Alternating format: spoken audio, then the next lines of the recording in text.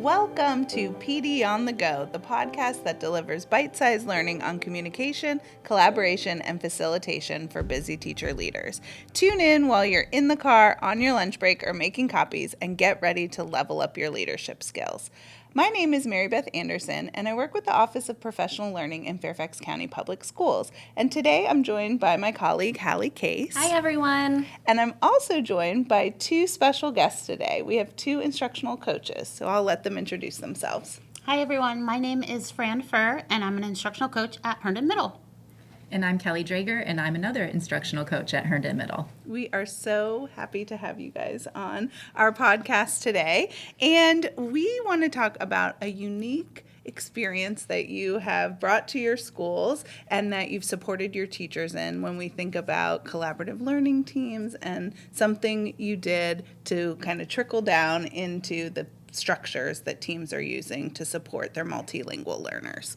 So you guys led this initiative and had all teachers in your school take a piece of the WIDA assessment. And for those who are listening that may not know, the WIDA assessment is a way to measure English progress for multilanguage learners. So what was the goal behind this idea and how did it get started, Fran?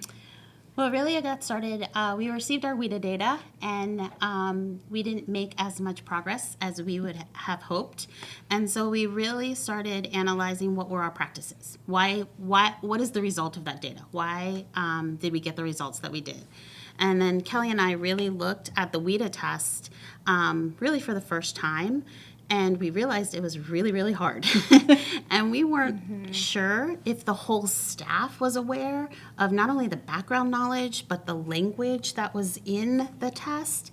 And we realized 35% of our students take the WIDA test, and it wasn't just the ML teacher's responsibility to support their students. They are just not going to have enough time, and we are all teachers of multilingual learners. So how could we build the capacity of not only our ML teams, but also the whole staff to be able to really help our students make progress? Yeah, so then everyone was being intentional about, one, understanding what was being asked of the students, and then also being able to jump in and support them across content areas. Yeah, develop that shared responsibility, for sure. And I think in the past, too, the proctoring, the preparation, and every class is really impacted by it, whether students are, testing during your class period.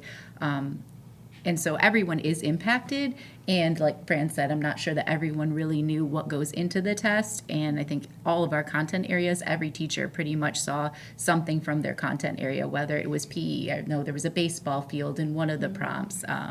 There was art in one of the other ones. So everyone could see that their class is, in their content area, is reflected in some way. So we can all have that commitment to preparing our students for this WIDA test. So cool to make those connections and thinking about something we ask teachers to do with their formative assessments is to take the assessment before. And so especially if you're devoting all this time with your staff to proctor this test and you don't really know what is it and what this data means, being able to put yourself in the student's shoes.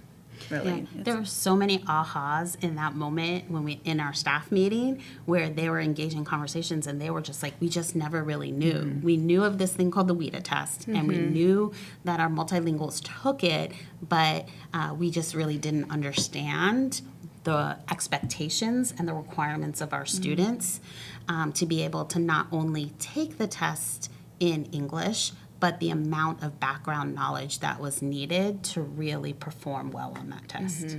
Like the realities of the rigor level became more apparent to everybody. For sure. It's interesting hearing about it because many, many, many years ago, I started my teaching career, as a teacher. I taught in the ESOL department at Herndon Middle School. So it's very cool to hear the work that you're doing now. And when I think back as an ESOL teacher at that time and still through today, I think that teachers of multilingual learners have a lot of ownership over that data, and we felt a sense of urgency, and we didn't always know how to transfer that to others, right? So tell us a little bit about why was it important to you to move beyond simply sharing the data about students and their progress, and really instead you designed this experience that encouraged that shift of perspective. How did that come about? Well, we kind of had laid the foundation for a while on the importance of scaffolds, sentence stems, visual supports. And by doing this, it really showed the teachers the importance of using those in their classroom.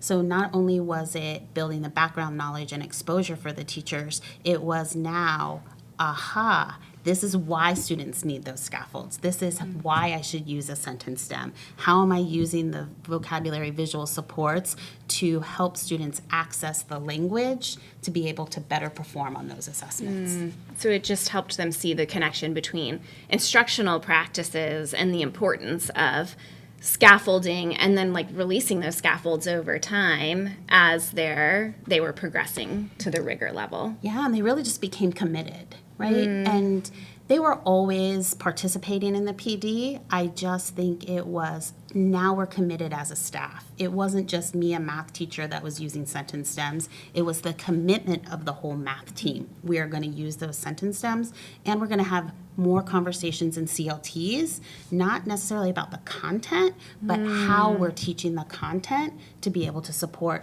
not only multilingual learners, right? Because these things are good for all students. Right. Yeah. So how can we use them across the board to support all learners in our classrooms? Yeah, and I think it does give even the maybe SOL content teachers an opportunity to feel like they can have a part in this, and they, have not only the responsibility but the opportunity to really contribute to this. So I think that was great about this experience, which they might have not gotten if we just shown them the data and the numbers. This really helped it come alive, and I think instill a sense of purpose too, and urgency, like you said. Yeah. And so powerful for the students that now, not just one teacher that they go to see, it's all the teachers. And there were a lot of conversations with non-ML teachers with students about the upcoming WIDA test. So, for a student, a lot of times those conversations were coming from the ML teachers, but now it's oh, my PE teacher, right, is asking me about the WIDA. Now it's not only meaningful in this one classroom, it's meaningful across the board, and they care about my success on the test.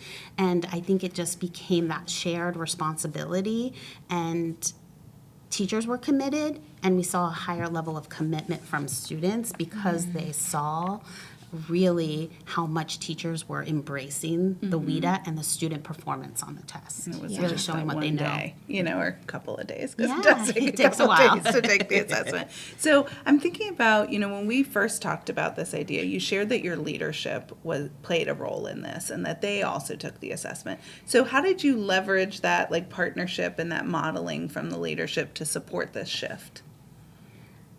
I think, go ahead. Oh, I think just like with the teachers too, a lot of our admin were kind of in the same position too, where they had never sat down and probably taken a WIDA test, I would assume, for many of them. So I think it was this shared learning together too, kind of just brings a sense of purpose and, collective efficacy too.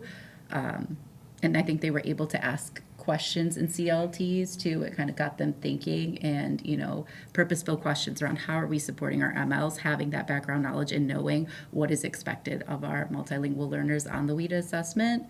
So I think they were able to better support our CLTs in that way. For sure, and I think it wasn't a one-time conversation. Really, the staff taking that assessment was a launching pad for the rest of the year. So whenever we were together as a staff, we were talking about transition words. We actually used transition words in all of our slide decks, first, next, then, finally. The PE department used that when they were giving directions. First, you're going to do this. Next, you're going to do this. So it was really a continuous conversation, not only to build up the capacity on the WIDA test, but just their overall performance in all of their classes, on all of their assessments. It's not just WIDA. Right. We want them to be successful. We want them to exit, but these are skills that are transferable, and they're only going to increase student achievement. That's awesome. We're really excited about this work, and in our next episode, we're going to talk more about what has happened because of this whole staff effort and how it has trickled down to our CLTs. We are going to share with our listeners an article, What All Teachers Should Know About WIDA's Tests for English Learners. So if you're thinking about doing this work at your school, this is a great place to start. So thank you for tuning in today. We share all of our resources on our teacher leadership site, and you can find that through our Instagram page at FCPS_PD, or you can search for us in Atlas if you're an FCPS employee. Thanks for tuning in, and join us next week for more PD on the Go.